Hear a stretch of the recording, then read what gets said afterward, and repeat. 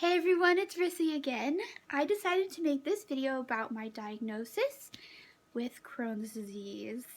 I was diagnosed in 2011, but before I get into that, I want to jump back to my childhood and kind of go into how my health was growing up. So I was sick a lot growing up. Had lots of surgeries, had lots of sinus infections, which may or may not be related to my Crohn's. I don't know. I also had acid reflux since I was a baby. I was born premature. So my mom said I even like hiccups all the time in the womb. I don't know if that's like TMI, but apparently I did. So apparently I've been having problems with my gastrointestinal tract since I was born, actually pre-birth, like, I guess so, yeah. Anyways, I was bound to I guess, have something diagnosed eventually besides acid reflux, which is now GERD, I guess. Yeah, so I guess my first indication that something was wrong or wasn't normal gastrointestinally besides the acid reflux was when in middle school I would have diarrhea. Yeah, I'm just gonna be frank about this. I mean, it's not a pretty disease. It's not a disease that people like to talk about because, I mean, it involves gross things like the bathroom and going to the bathroom a lot. Blood. We talk about stool, we talk about passing gas, like when you have surgery, people are like super excited about your first time you pass gas, like all the nurses applaud. And anyways, I'll go into that funny story. So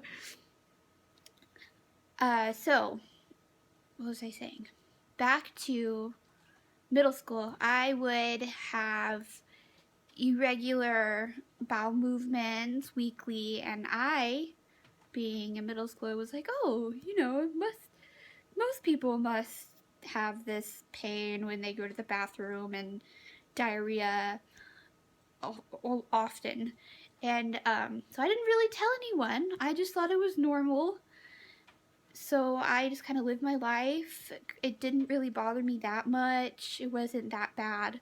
So I just kind of ignored it until my junior year of high school. Or was it it was my junior year of high school. I had this bout. I guess this is like my first like really big flare up. I just couldn't for 2 weeks, just barely could leave the house, like barely could leave the bathroom, throwing up all the time, which I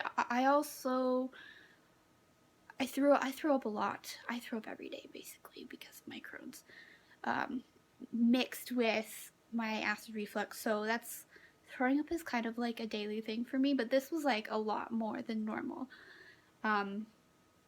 And so I just thought it was a stomach bug. They tested me and they're like, yeah, I guess it's just a stomach bug, but I had, bathroom trips, diarrhea. And that went away. So I was like, oh great, I'm fine. So I didn't really follow up after that much. I did have an endoscopy once and everything came back normal. They're just like, oh, you have GERD, you're fine, blah blah blah. Then a couple years later, this is in college now, 2010, I started noticing that I had blood in my stool, which I would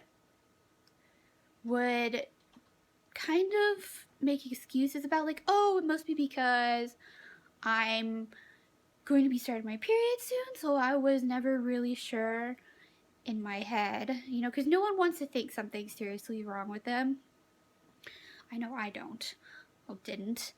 So I would be like, oh, it must be my period, it must be blah blah blah, making excuses as to why this is okay and normal, which it's not, because it wasn't like a ton of blood, but it was enough to where I knew deep down something was off, but I just didn't tell anybody. Because I was just, at that point, I was just so tired of being sick all the time. So I ignored it, which I don't recommend. I recommend if you have blood in your stool to go and talk to someone. Family doctor, gastroenterologist, pediatrician, I don't know. If it's a ton, I'd go to the urgent care or the ER. So then in 2011, I was in college, and this is kind of like my downward spiral that led me to get my bowel resection and my diagnosis. So I just started noticing, well, it was kind of a slow and steady pace of going downhill from the time I was like in college in 2009, kind of downward. I started losing energy. I started getting a lot of joint pain, just being very fatigued, throwing up more often, having pain. But it really didn't start until, the beginning of 2011. And that was like my really sharp downhill. It started getting to the point where I couldn't walk. I was in so much pain in my stomach. I was so tired that I'd sleep 12 hours a night, and then by 1 o'clock I would be too tired to do anything else, so I would just lay in bed and take a nap, and I just couldn't do anything. It's like a fatigue that I still get sometimes. I found out later that it's the fatigue that comes with Crohn's. Sometimes you feel like you're just too tired to just breathe or move or anything. And I'd have diarrhea. I've never had the diarrhea that some people have with like ulcerative colitis or other Crohn's disease areas where they have 20, 30 bowel movements a day. Mine are like probably at most 5, but they're like long, drawn out bathroom experiences, which is horrible. But everyone with Crohn's is very individualized, so I feel like my experiences are going to be way different than anybody else's, and it's all horrible. It's all bad, but we all are able to come together because we all have similar symptoms, so we can all still help and support each other. But anyways, so it got to the point where I was just too tired to get out of bed. So this is like end of April. Yeah. April 26th is the day that I decide, 2011, that I decide that I can't take it anymore, and I just get this feeling like something's really, really wrong. At this point, I can't walk. Every time... That was my husband sneezing. That's funny. Every time I put my foot down when I was walking, I just got so much pain in my abdomen. I was like, this is not normal. So I decided to go to the nurse. I didn't go to school that day, which is very much unlike me, because I'm a push, like I like to push myself through things, and it's like, yo, you can get over it, you'll be fine, just get through this. But like I said, I just had this feeling deep down that something was really wrong, and I really needed to go and see someone about it. So I went to the nurse at the university I was at, and they ended up actually sending me to the ER. At the ER, they did blood work, and they noticed that I had a slight, mild fever, 99, like 8, I think, and my white cell count was elevated, and then I had tenderness and in my abdomen, obviously, because it hurt, but I guess they felt something. They decided that I had to have surgery. They weren't sure exactly what it was. They thought it was appendicitis, but they're like, something's wrong, and we know something's wrong. We know you're going to need surgery, so we're just going to have you get surgery. We're not going to put you through a CT scan because we know something's wrong and we don't want the radiation. So I actually, bear in mind, I'm at the hospital all alone and I don't have signal where I was, so no one knows I'm at the hospital except the nurse at the school. Like, not my roommate, not my mom, not my dad, my sisters. No one knows I'm there. And I'm in another state at this point from my family, so I was all alone, kind of freaking out. I finally get a hold of my mom. When did I think like 30 minutes before my surgery, which, oh man. Like, what, like, a call is that from your daughter? Hey, Mom, guess what? I have to have emergency surgery in 30 minutes. And, you know, I'm 1,000 miles away. And she, oh, it was very scary. But anyways, the doctor's like, don't worry, it's just going to be appendicitis. We'll take your appendix out. It won't be a big deal. Now, if it's something with your bowel, then it's something to worry about. Yeah, well, I go to sleep. They put me to sleep. Well, they give me pain medicine because I wouldn't let them give me pain medicine because I was like, what if it's constipation? And then I asked for pain medicine and then it's like, oh, you're just constipated. You don't need pain medicine, and I'd be all embarrassed, but it wasn't. So constipation is painful though. I'm not, you know, putting that down in any way, but I can verify that. Oh my gosh. Oh. Back to the surgery. So, I go into surgery. I wake up in so much pain. You know, and the nurse asks, how are you doing? I was like, I'm in so much pain. She's scale of 1 to 10. I'm like, 10, 10, 10. She's like, yeah, the doctor said that it should feel like you just got hit by a truck. I was like, oh, thanks. Great, thank you. What's going on? I noticed I have a, you know, big bandage on my abdomen, and she's like, actually, the doctor needs to talk to you about that. You ended up having a perforated colon, meaning my colon had split open. And you have Crohn's disease, and they ended up taking out part of your small intestine, the terminal ileum, and the cecum, and they actually ended up just taking out your appendix along with all of that too. And they put it back together, and I was like, what? Like, I swear, during this whole time in my hospital stay, which I barely kind of remember because I was kind of a little on some pain medicine, you know, got the little clicker every like 3 minutes. Morphine.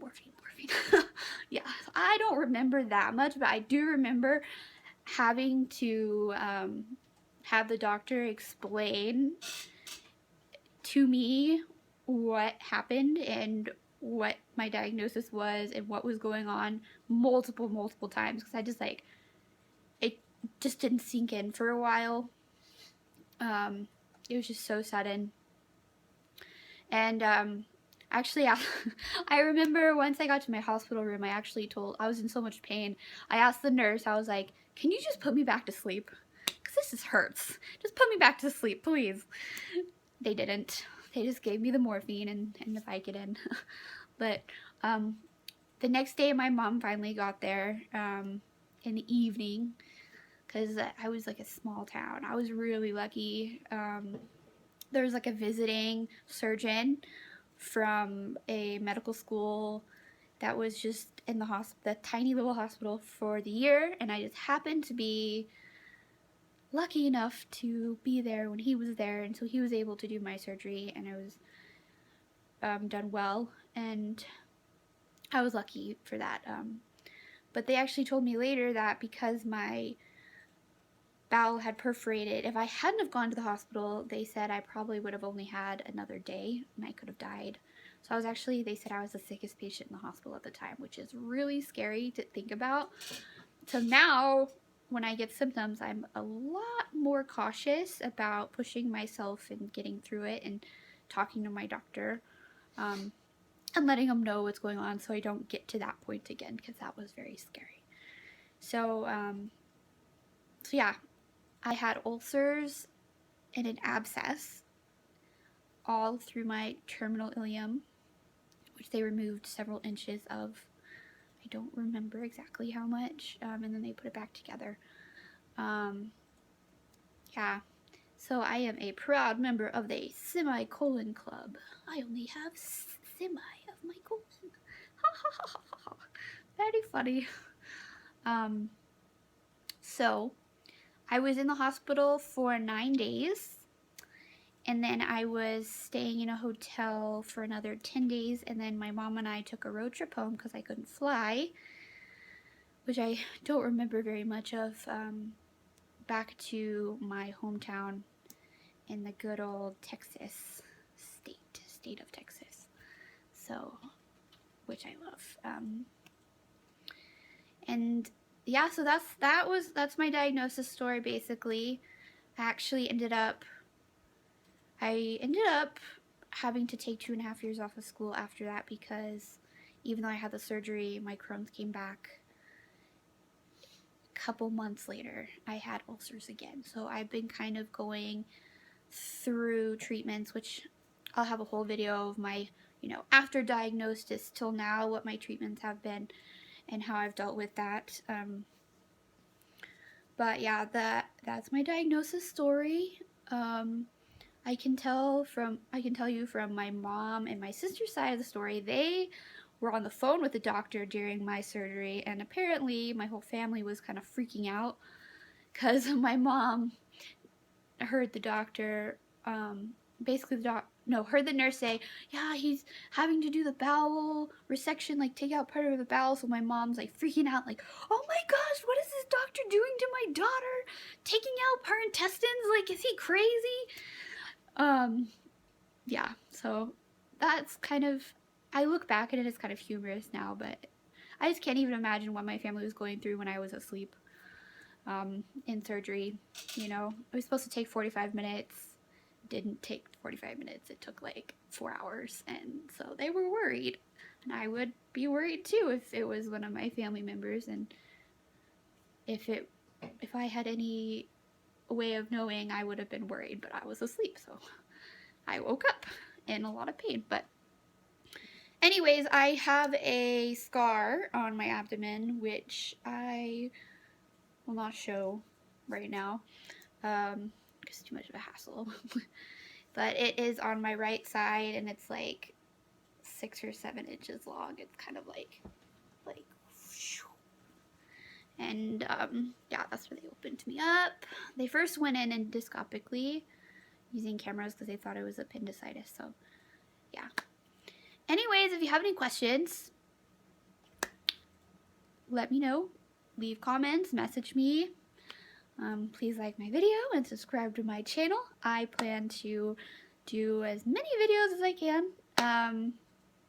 I just thought this was a good starter. I know it's super long, but the diagnosis process I think is really important to a lot of people to kind of see how other people were diagnosed. And so yeah, that's kind of my story.